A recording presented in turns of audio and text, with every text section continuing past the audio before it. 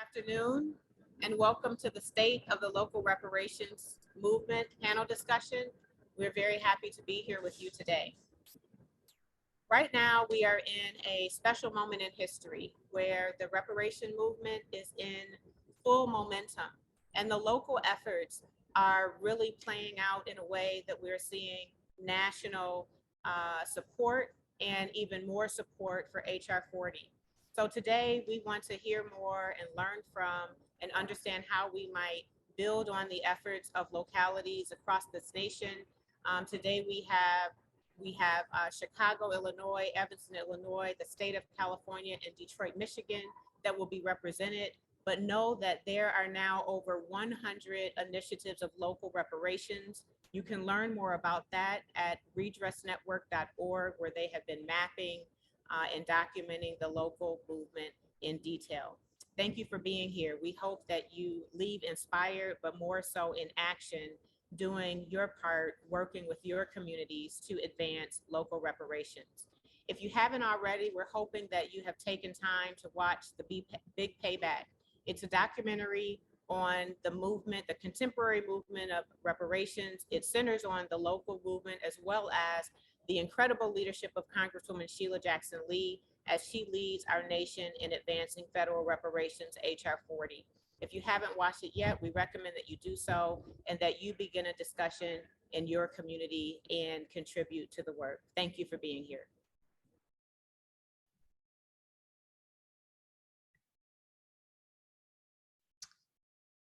Hello, everyone. Hi, I'm Andre Perry, Senior Fellow at the Brookings Institution, and it is my pleasure to moderate what I think is going to be a delightful discussion around the state of the local reparations movement. As was noted, the issue of reparations has gained an increase in attention, and the movement the movement has over the last few years. As we know, Congressional Bill HR 40 calls for the creation of a U.S. Congressional Commission to just study the issue of reparations. However, states like California, Maryland, as well as cities like Evanston and Illinois and Asheville, North Carolina, are examining and passing policies that seek to redress the harms of slavery and anti-Black discrimination. And so what we're going to do is talk about those local efforts in context of the national movement. And it's my pleasure to share the stage with some wonderful panelists. I'm going to ask for them to turn on their cameras and as I introduce them. As you heard, Robin Rue Simmons is the founder and executive director of FirstRepair, a new organization that informs local reparations efforts nationally. She is the former 5th Ward Alderman for the city of Evanston, Illinois, where she led, in collaboration with others, the passing of the nation's first municipal funded reparations legislation. Keith Williams is with us. Keith Williams is the chairman of the Michigan Democratic Black Caucus and ran the campaign in Detroit that helped create the Reparations Taskforce. Dr. Cheryl Grills. Dr. Grills is a task force member of the Milestone California Reparations Commission, the first statewide commission charged with investigating how Black Americans in California have been harmed by slavery and systemic racism. And last but not least, we have Kamm Howard. Kamm Howard is a Chicago-based businessman, reparations advocate, and founder of Reparations United, a new organization focused on unifying actions within the reparations movement. And I'm actually going to start off the conversation with Kamm with this a very basic question that I hope to lay some context. Why local reparations? There's a lot of talk about reparations, certainly for slavery, and the need for congressional action because of the federal government-backed slavery. So why local reparations? Why does that matter in the context of creating a reparations program? So I'm going to turn to Kamm to answer that question first. Thank you, Andre, and thank you for having me on such a distinguished panel of activists in this movement at this particular time and space. So while local reparations, we attempted to theorize after the successful reparations action in Evanston and Chicago and Asheville, we began to just kind of lay out, what was the actual purpose of local reparations. And we came across what I think is 4 primarily reasons that we engage in local reparations. And one is that it propels the federal movement. What we do on a local level historically has always pushed the needle toward federal legislation. And one of the most significant cases, examples of that, is the Brown versus Board of Education desegregation law that was passed that desegregated the schools. But that was a local action that started in Topeka, Kansas, a very small local city, in the state of Kansas. And who would think that a federal legislation would come out of some place as small as Topeka, Kansas. But so we've had that history. So we totally believe that local actions and more local actions will even push the federal government to act. And we're seeing that happen as we begin to add on cities and states. More congressional representatives signed on to HR 40, to move HR 40. So that's number one. Number two, even if the federal bill commission is established tomorrow, it'll be 2 years before that report comes back, and then another year or so before resources are directed. So we're talking 3, maybe 4 years down the line. Local reparations allow us to engage resources, target resources at specific injuries, specific harms that our people are facing right now in these localities. We can, focus on 1 or 2 or 3 issues per city, get resources targeted at that, and then begin to repair. Also, local reparations build proposals on the ground that when federal resources come, they can be scaled up. We have proven models of repair in certain issues, housing, public safety, education, et cetera. Whatever these locations are directing their resources at, we can then say, this is what works. This is what's worked in California. This is what worked in Evanston. This is what worked in Detroit, Chicago, Asheville. Let's scale these up on a national level. And finally, local reparations allows us to build structures. So when those federal resources come down, we already have institutions and structures in place to make sure that the repair and the resources are being directed in a way that our communities benefit from, and we're not having to scramble around at that particular time to kind of build those structures. I'm going to ask the same question of you, Keith. Why local reparations? And again, and put that in contrast to the national movement for a congressional action. I always say there's more ways to skin a cat. I don't want to get the animal activists out there going crazy, okay? But I just thought that while it's, on a national level, it's political. You got to go through all those gyrations of United States senators, filibusters, and all this other stuff. And I said, why wait for them to get something going when we can do it locally? And in Detroit, we had slavery. So that is a component of reparations. It stems back to 1792. And I said, in Detroit is now one of the blackest cities in America. And I said, if we can't do it in Detroit, then I don't know where else can you do it. And so it was right. We had some harm done from a wall that was built on Burwood to separate Black folks from white folks. We had a freeway system that went in and destroyed Black Bottom and destroyed the housing and economic viability of the community.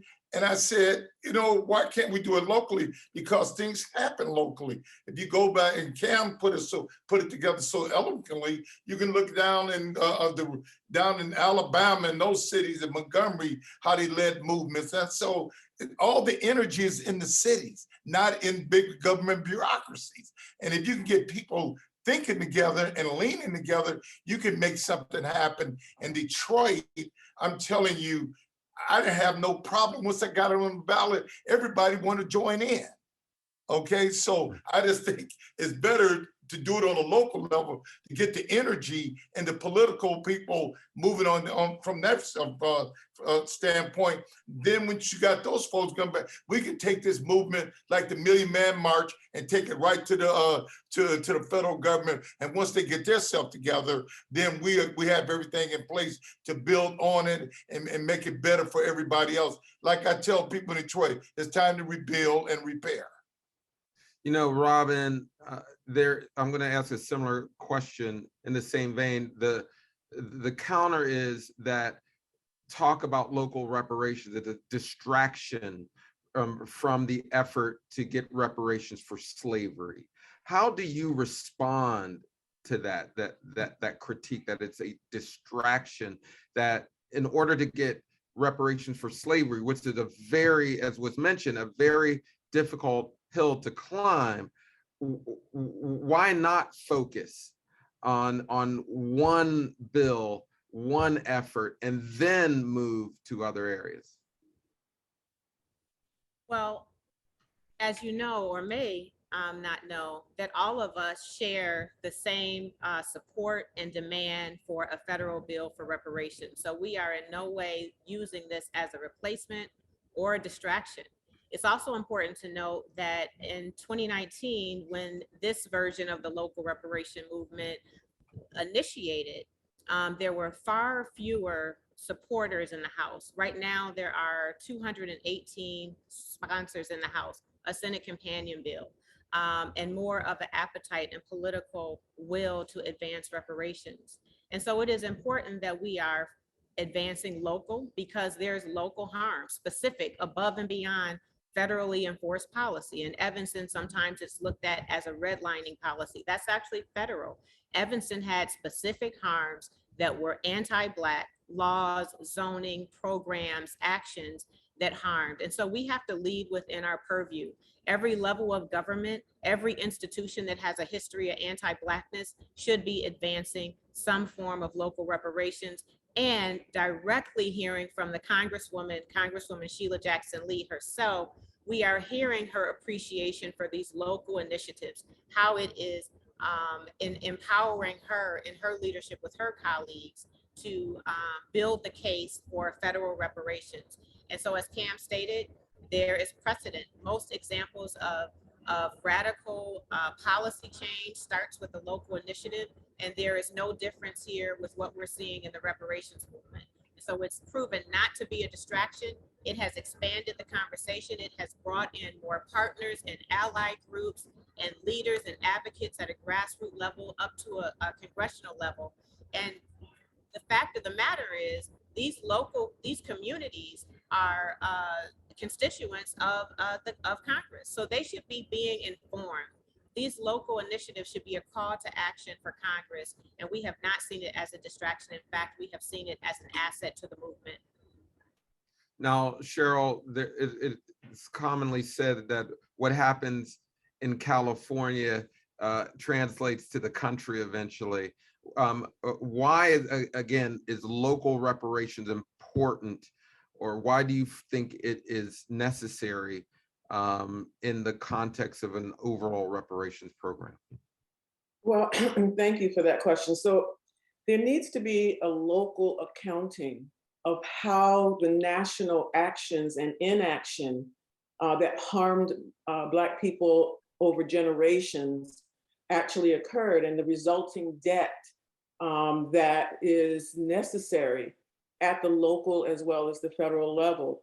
And local reparations efforts are not a distraction. They, in fact, are an enhancement of what could be happening and needs to be happening at the federal level. Essentially, what I'm talking about is that investigation of reparations at the local level can reveal the pervasiveness and the machinations of anti-Blackness in various localities. And if there is to be transformative change related to the multi-generational anti-Black ethos in this country and the deadly mindset that goes with it, that mindset of white superiority and Black inferiority, then local communities, state, counties, and cities need to do their own moment of discovery, self-reflection, and subsequent policy and community and personal change strategies. This begins with acknowledging not just the national harms, but how local entities colluded with the national harm, abated it, or exacerbated it. Well, I'm hearing a lot of good things here. What I heard overall is that reparations won't come from Washington, it'll go to Washington effectively.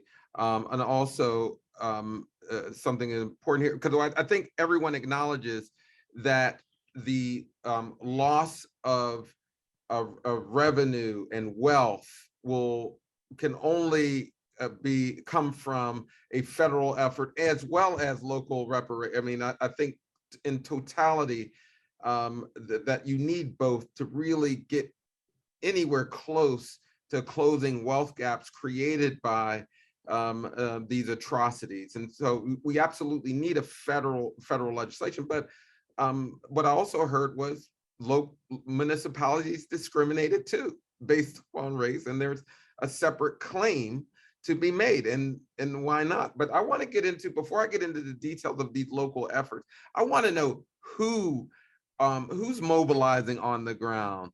And I'll actually start with you, Robin, on this one. How did you get involved in this local reparations movement? Where did it begin? Because it's varied between different places on how it starts and who's represented in the movement. So at the time that I came to the conclusion of local reparations, I was an elected official, an alderman or city councilwoman in my city.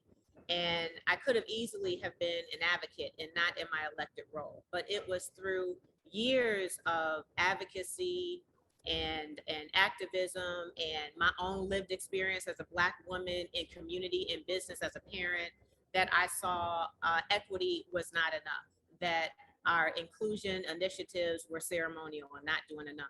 And so what we're seeing is elected officials. We're seeing grassroots leaders, community groups. We're seeing churches. We're seeing the ally community. White folks are advancing local reparations, taking on the responsibility for their role and their ancestors' role in the movement of reparations. And so an example in Amherst, Massachusetts, it was a white woman, now Councilwoman Michelle Miller, that initiated the local reparations movement. And then you have examples like Detroit, Michigan, where Keith Williams, in his role, community role as non-elected, initiated a ballot initiative.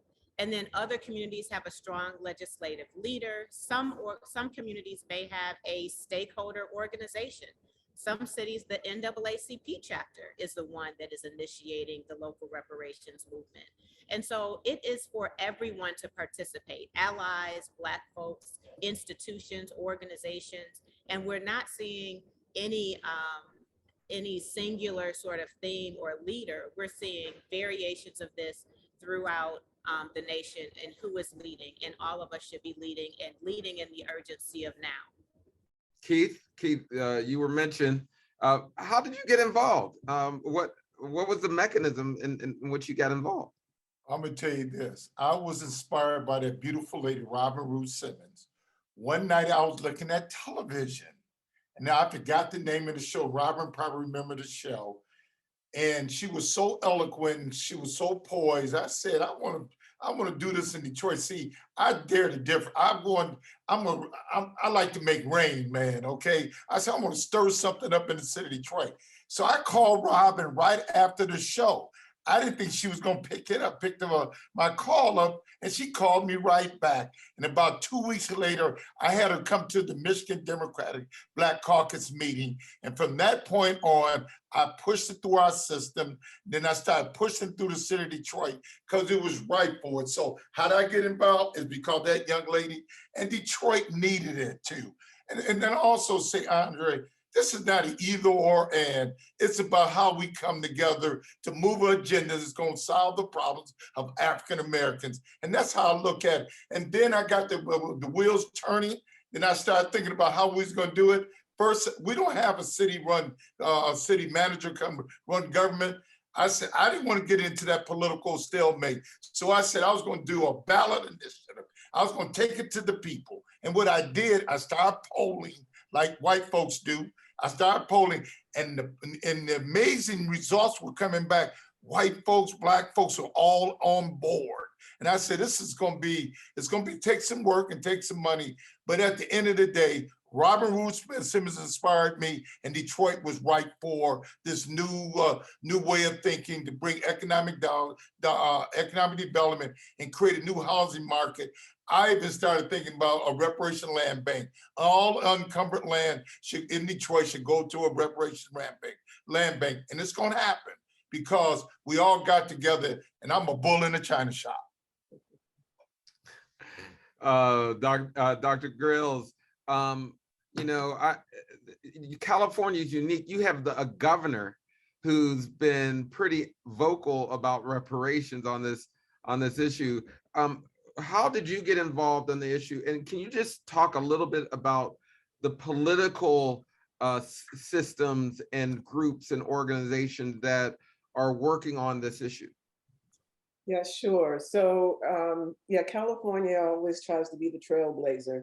But what I'm hoping our most recent interim report will reveal is that California was a trailblazer in its own right around anti-Blackness, and in some ways surpassed the South in some of the heinous things that were done to Black folk.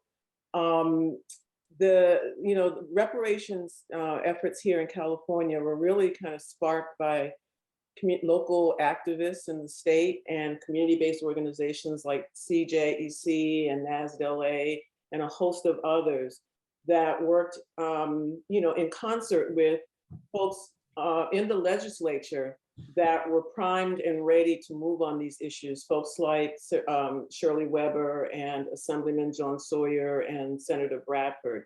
How I got involved was actually, I was working in my lane. I'm a psychologist. I'm a mental health professional. But it became very clear many years ago, kind of watching the work of COBRA and the Institute of the Black World and the Black Family Summit convenings that I would go to as a representative of the Association of Black Psychologists, that these discussions that have been happening over generations around reparations needed to make sure that reparations included attention to our well-being and our mental health. And so when that California task force was being assembled, I was asked if I would be interested in being considered to be on the task force. And I said, here's the opportunity to make sure that we see reparations as something that includes our mental health, our physical health, our community health. And the rest is history. Now, our task force is pretty diverse in thought, and perspective. We are a 9-member task force. 5 of us appointed by the governor, and then others appointed by the Senate the secretary, and et cetera. But it is really something that I'm glad to say now, we have a lot more community-based organizations who didn't see reparations as central to their social justice work have now, I literally was at a convening with over 100 people just last week on Thursday. And these community-based organizations are taking ownership of reparations and see the direct connection between the reparations efforts in California and nationally and their social justice work in their local communities. Kamm, Cheryl mentioned Institute of the Black World and COBRA, other. What are some of the local organizations that people can attach themselves to? Is there some organizations people can go to learn more, to get engaged in the movement? How does one engage in this movement? So yeah, Perry, there are, FirstRepair, I have to direct people to FirstRepair. FirstRepair is doing a lot of work around assembling leaders, legislators, activists, scholars who are looking to push this issue forward, how they can do it in an organized fashion, give them some guidelines, kind of template, if you will. But, there are quite a few reparation organizations that have a national lens that are operating locally. Of course, and Cobra is one of those organizations. Organizations I just started, Reparations United. We're looking at how we can unify actions around reparations, specific targeted actions for repair, unified among cities that have the same pressing issue. They can get in touch with us at reparationsunited.org, FirstRepair at firstrepair.org, and CobraOnline.org. And then, as Robin said, you know, there's this coalitions that's being built organically in cities. You know, there's NAARC, of course, who are certifying local reparations efforts. Definitely want to get in touch with NAARC, who can come in and, you know, lead the process, help you lead the process. No one is coming in to lead, but to just demonstrate how you can, on the ground in your city, determine how to best push forward a local reparations effort. And I just want to go back to one of your previous questions, and Cheryl touched on it, Dr. Grills touched on it, when she talked about the heinous nature of actions in the state of California, and California was not a slave owning state. But we know in the South, after enslavement, after Reconstruction ended, there was slavery by another name. And in some of these Southern states, convict leasing was the major economic driver in these states. For instance, the state of Alabama, 80+% of the entire state budget was based on convict leasing. These states, these cities have culpability in the current lived harm that we're experiencing today. And so we don't leave, when I was within Cobra, and Cobra did a lot on actually defining who were the targets of our reparative initiatives. We don't leave anyone out. We don't leave the federal government out. We don't leave the state government out. We don't leave local communities out. Nor do we leave out corporations and institutions and even wealthy foundations that all had a hand in the lived injury that we're experiencing on the local level, in our homes, in our communities on a daily basis. Yeah, I'm glad that you brought up the point as Juneteenth approaches. We have to be mindful that there's been harms that have been inflicted upon African Americans since Reconstruction, and are still are being injured in many ways. So I want to actually get into the nature of some of these local programs right now. Robin, a lot of folks go to you because you were the first municipal funded reparations program. So can you provide a summary of what happened in Evanston and where you are today? Absolutely. In 2019, our city went through a public process where we heard from stakeholders. We had public meetings to hear from our Black residents and community on what forms of reparations we would want to prioritize. And through that process of listening, our Equity and Empowerment Commission crafted a recommendation to the City Council that we advance reparations. There was a unanimous support, actually, that we as a City Council accepted that challenge from the Equity Empowerment Commission. We then went into a reparations committee where the work began, where we took the information from the community and began to craft priorities based on consensus of the feedback that we had. And we have come up with our first priority. I should state that our initial fund is a $10 million commitment from cannabis sales tax revenue. And we are moving forward with our first initiative, just the first. I know there's a lot of bad information out there, being centered around housing. And that is important. It is specific and in direct correlation to the harm in Evanston, which was anti-Black zoning laws and housing policies. And so we have our initial remedy, which is a $25,000 direct benefit to those that have been harmed through 1919 and 1969 and their direct descendants through housing initiatives in Evanston. And I'll say that we have begun dispersing. We have selected our initial recipients and they have been dispersed. And we've been hearing incredible feedback from them, not just in how it's established new wealth for their families, but also how they feel the city has made an effort to begin the process of repair, how they're feeling restored, working towards being made whole, and feeling a better sense of place in Evanston. So a lot of the critics will say that the amount awarded and can you provide those amounts? Sure. Really pale in comparison to the injury.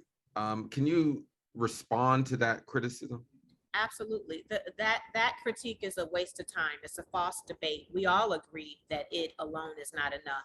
This initial $25,000 benefit is not a settlement. We are in process. We have allocated only the first 4% of our fund. We know we have more work to do in Evanston. We also have other accomplices in Evanston. And so while we have the municipal role, we also have our healthcare system and our school districts and our university in town, which is Northwestern University. So the committee does not disagree that it is not enough. We are acknowledging as a first step, a first tangible step that has moved beyond ceremony and apology. And I couldn't be more proud of those doing the work in Evanston for taking that step and not being paralyzed in criticism and it's not enough, but understanding it is a complex process and one that we are committed to moving forward. Keith, what's going on in Detroit? So after the November election, we got more votes than the mayor of the city of Detroit. We got 80% of the vote. And so after that, we got a work group going. And so then we did a survey about 2 months ago to try to configure this task force. So where we at now, it's got voted out of committee last week, and they postponed the vote until next Tuesday. We'll put the task force together, and so we can start making recommendations on economic development and housing. So I'm so elated about this. Detroit is different, okay? We have been through a lot of stuff, from emergency managers to bankruptcy and all this other stuff. But when it comes down to, this reparation movement, they're unified and they want to see something happen. So we're right in the throes of it, and it's going to come to fruition now next week, the task force. And hopefully I will be on that task force. I know I will. Cheryl, there's a lot going on in California. Can you name some of the initiatives and describe what's happening in the state of them? Okay, so in California, our task force has a 2-year term, and we were required to submit a report at the midway point, which we did on June 1st, an interim report. It's a 500-page report, 13 chapters, that lays out the harms from 1619 to the present in a number of different areas, whether that's just understanding what enslavement period was actually like, looking at racial terror, the wealth gap, housing issues, political disenfranchisement, education issues, environmental racism. I mean, it's an extensive review. From there, our next point of order is to look at and examine the forms of reparations. We have a team of economists working with us, and they will be calculating different and modeling different forms of reparations. I think probably the most notable decision that the task force has made was a highly contested, very close vote, 5-4, in favor of lineage-based approaches to reparations in terms of who qualifies. But the hard work. Explain that. Explain the lineage approach. Okay, so the decision by 5 members of the task force was that who would qualify for reparations must be direct descendants of enslavement, and that people would have to demonstrate that they are a direct descendant in order to qualify for whatever form of reparation is going to be deemed, or decided upon and recommended by the task force. A number of us really had concerns with that approach for a host of reasons, beginning with, you're requiring the harmed to once again prove themselves, and that this notion of being able to demonstrate lineage is in fact not as easy as people have suggested. Then it's also a divisive approach because the Assembly bill explicitly stated, regardless of the intent of the authors of the bill states that we are to look at both the harms of enslavement and the ongoing legacy of enslavement in terms of post-enslavement, during Jim Crow and Reconstruction, post all of that, harms against Black people. Well, at the end of the day, when those harms that are more contemporary, post-enslavement have occurred, the victims are not questioned. Are you a direct descendant? Oh, okay, I'm gonna harm you. Oh, you're an immigrant from Nigeria, I'm gonna give you a pass. That doesn't happen. If you're Black, you're Black. And I think, as you said it, Kamm, I'm gonna mess it up, but if you're harmed in America, you are due reparations in America, from America. So, that's the kind of in a nutshell where we're at with that particular. I just want to stay on this point because it is a complicated issue about who qualifies for reparations. But I'm going to go to Kamm on this because if there is specificity for the claim, say if you are making a claim for reparations because of redlining, it's people who lived in a specific geographic area. So if you are making a claim for slavery, it's people who were descendants of the enslaved. So I just want to get clear on what are your thoughts around who should qualify for what reparations? So you're absolutely right, Perry, Andre, Dr. Perry, I should say.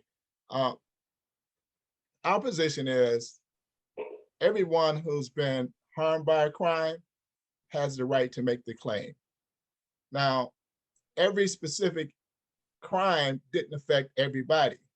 And so the particular claim that you can make can only be based on the crime that was committed against you. So someone coming, an immigrant, can't make a claim for enslavement, as Dr. Grills stated.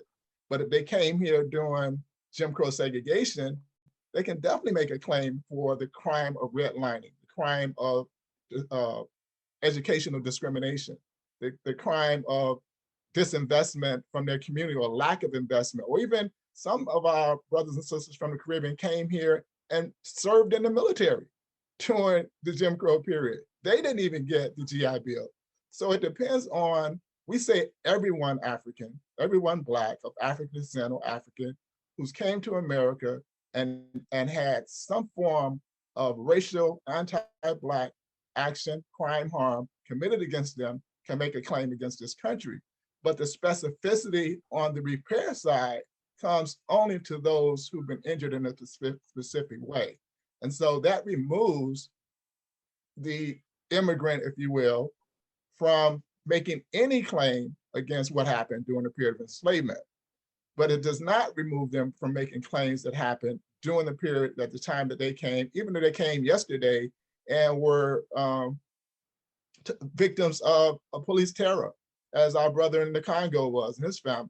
That's a reparative claim that they can make based on the crime that was committed or the harm that was committed against them in this country by the American. But I also want to be clear that many immigrants are due reparations from other countries, correct? That's exactly right. But we're talking about specific harms that was done to them in this country.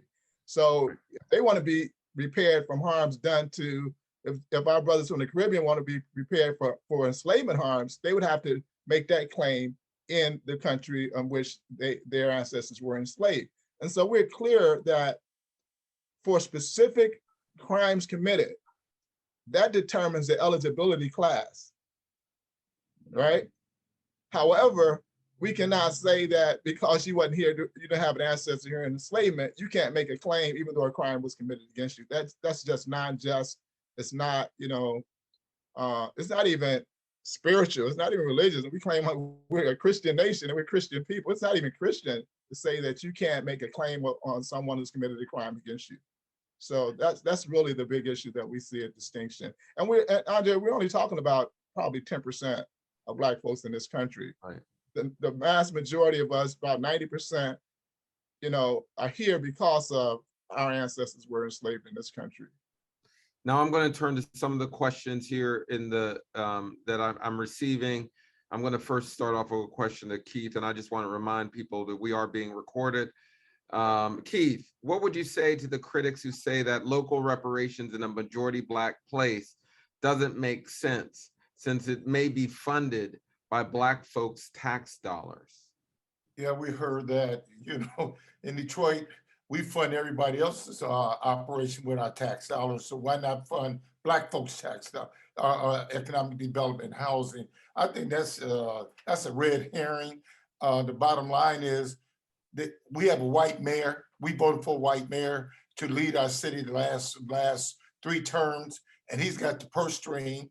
He's taking care of his folks, and I'm not saying it's supposed to help all the folks in the city of Detroit, but why not? We got to start somewhere repairing the harm, okay? And so, to me, it's nonsensical. I just think now we got to repair the harm that was caused by those folks who had the city, and currently who have, and harm is still being caused. Right now, Andre, they overassessed the property taxes to $600 million, and the city don't want to pay those folks back. If we go and do what we're supposed to do with reparation, we can get that $600 million back so we can pay our people back. I just want you to repeat that, because that's a clear, that's very recent, and it's clear the amount. Can you just talk a little bit about that situation? The most egregious thing was force us into bankruptcy when we had a water department could take care of the bankruptcy. The second thing is they overassessed people's houses to the tune of $600 million. And the mayor says he's not going to pay it back, okay? And so that is one of the most egregious things that's happening currently. It has nothing to do with the 30s and the 40s.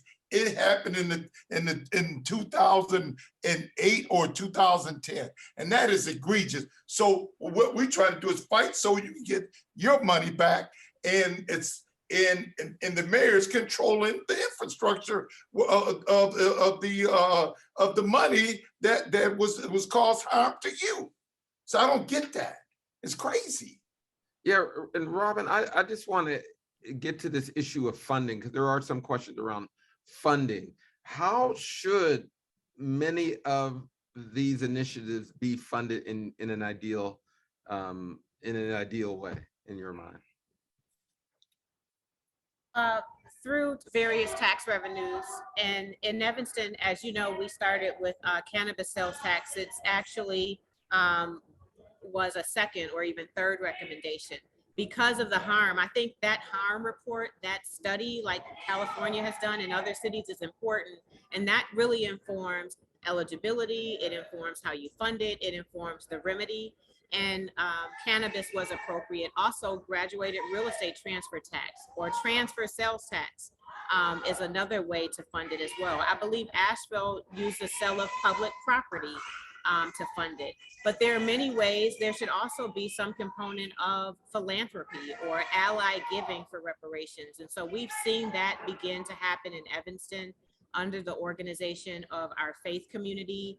And those contributions are going to an independent body of Black residents, the Reparations Stakeholder Authority of Evanston, that will deliver repair that is coming in through philanthropy. So I don't think there's really any one specific way, but from a municipal perspective, some version of tax revenue or general general budget should fund reparations.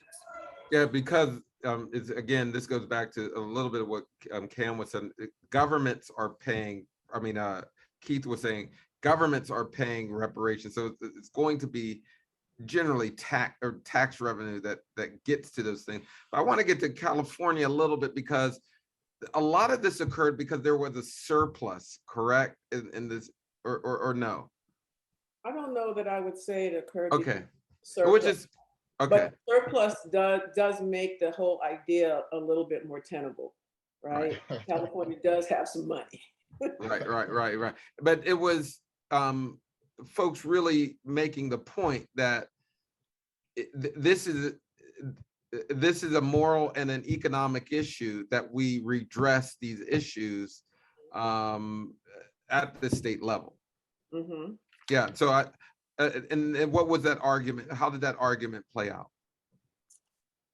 Well, I think the way it played out is that there was enough pressure and input from community groups to help shape some legislative language that was then shepherded by, some members of the legislature, both at the Assembly and the Senate level, and a governor who, was, I don't think he was leading, he was definitely not leading the charge, but it got to a point where it would have been problematic for him to go up against the charge.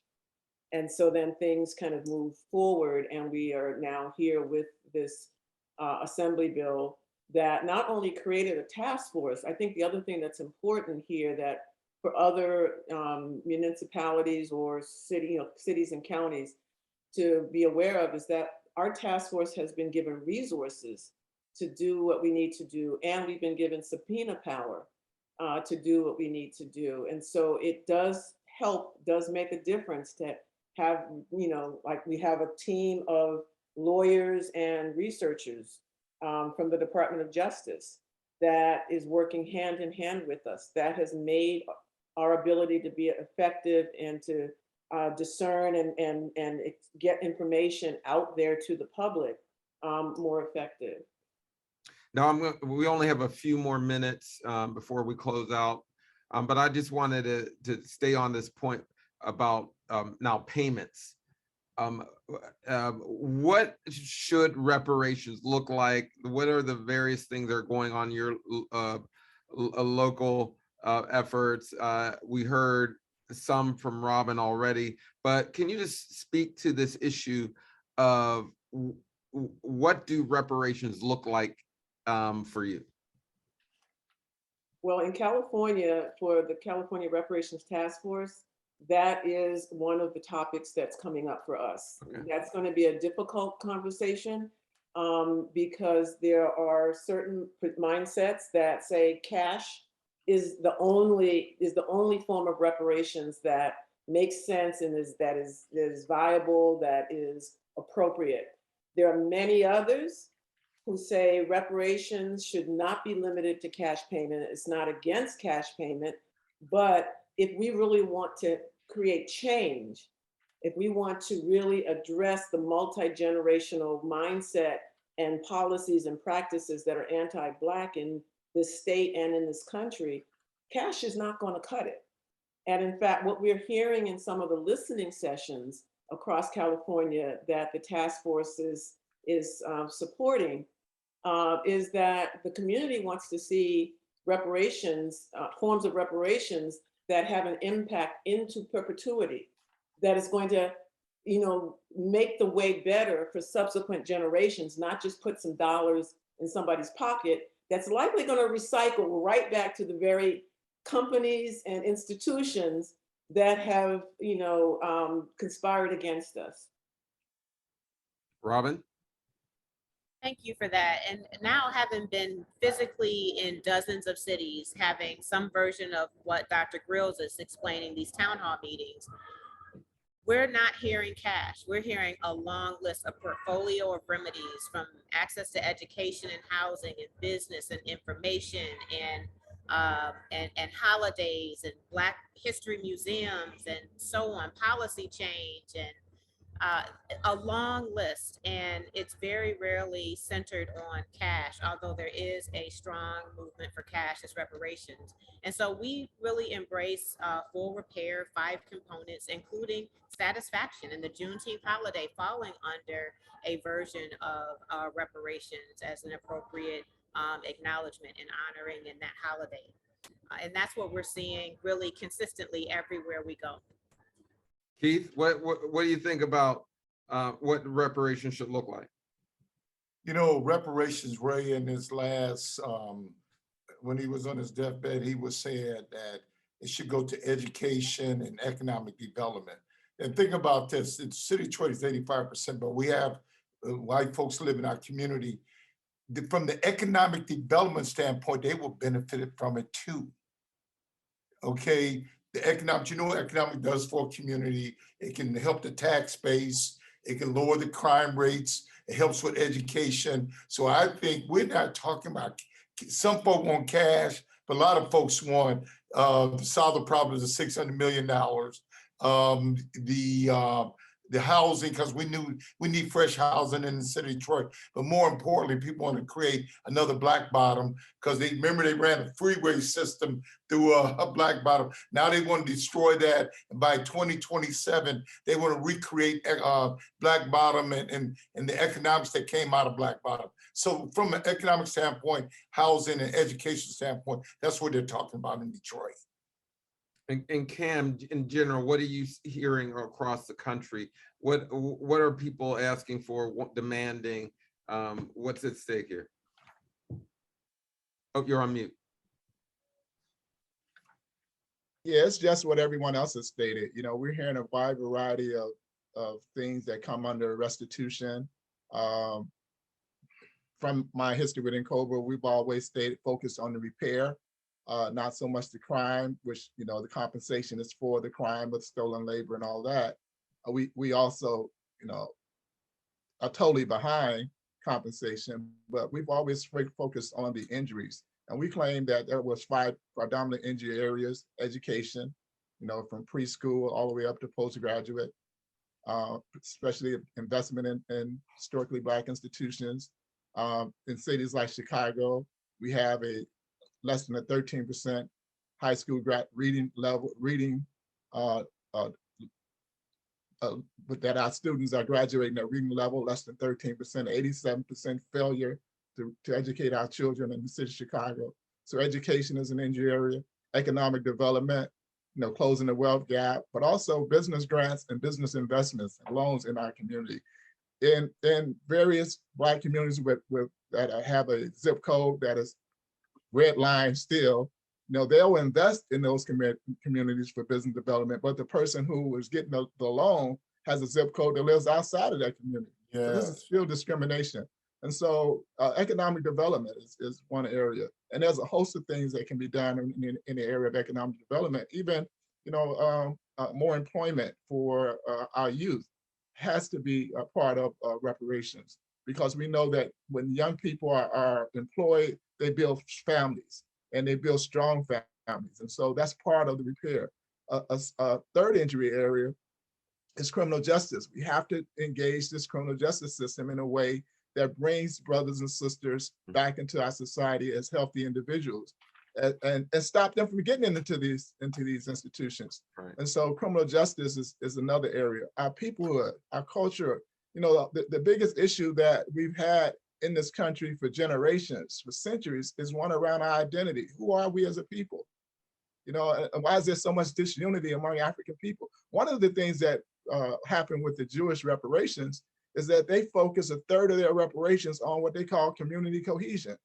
They were trying to build a nation out of Jews that were scattered all over Europe, had different languages, you know, they shared the faith, but they had to build unity in order to build the nation. And so this whole identity of our peoplehood, our identity, is another injury area. And then finally, the issue, as Dr. Cheryl talked about, is health, not just mental health, but physical health. We have to, we're you know, suffering from the largest amount of illness in this country's history as a group, subgroup in this country. And so the health injury area, and there's a whole lot of things around health that has to be addressed. So we see this as a broad, as Dr. Cheryl stated in the report that came back from California, there's a broad range of initiatives that has to be created. We have to look at, focus on the injuries that has resulted from these centuries of crimes, and then we target the resources at all of those injuries, and it's going to be multi-generational. Well, man, I want to thank everyone for this wonderful panel. This has been my my time is up in terms of my contribution to the panel. There's been a lot of great things stated here, and there's going to be a lively debate, I'm sure, that ensues thereafter. But one of the things that I find is absolutely valuable about these conversations about local reparations is that there's a culture of repair that is occurring that will only advance any direct policy that occurs at the national or the local level. That on the ground efforts that you are hearing about today are really changing the culture of this country. We created a culture of exclusivity that led to the subjugation of African people. And we need to create a culture of repair. And I really do believe that occurred at the grassroots level. And so it's my honor to I want to thank you for this opportunity to present to you today, but I'm going to pass it off to Robin, who will have some closing remarks. Thank you, Andre. Thank you for making the time. And just closing quickly, the movement includes upcoming actions. Like tomorrow, the city of Boston will vote on a slavery and acknowledgement resolution.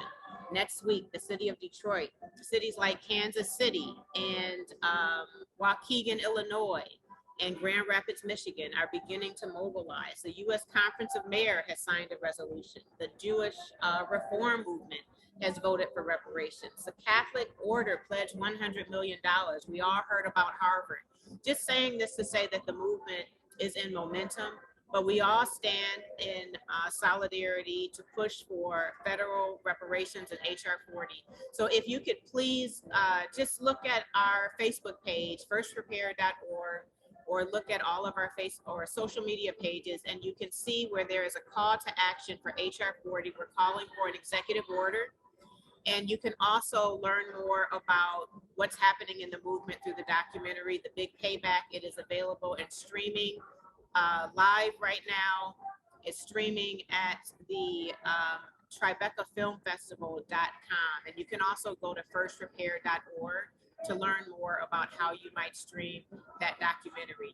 But as stated, there is an army of leaders and grassroots activists that are behind you if you're looking to advance in your own cities.